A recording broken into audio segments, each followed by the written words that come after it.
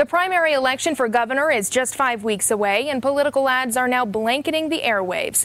On the Democratic side, many of those ads are focused on education. The issue could decide the primary. A PAC supporting Mike Johnston touts his experience as a former teacher and principal to make the case that he has the experience to tackle the biggest education issues. Shaun gives the ad a reality check.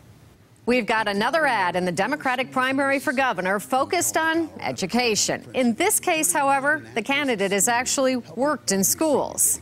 He taught in one of the poorest schools in Mississippi, moved home to Colorado to become a principal. That's true. Mike Johnston has spent almost his entire adult life in education, working for the most part with disadvantaged kids. Turning around an at-risk school, helping every senior get accepted to college.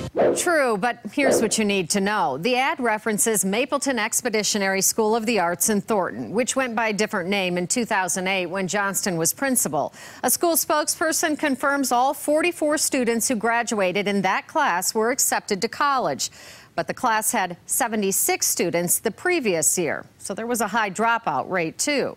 The ad also touts Johnston's record on education in the state Senate. He passed the DREAM Act to protect immigrant kids. That's misleading. The ad is referring to a bill that allows students who were brought to the country illegally by their parents and grew up in Colorado to get in-state college tuition.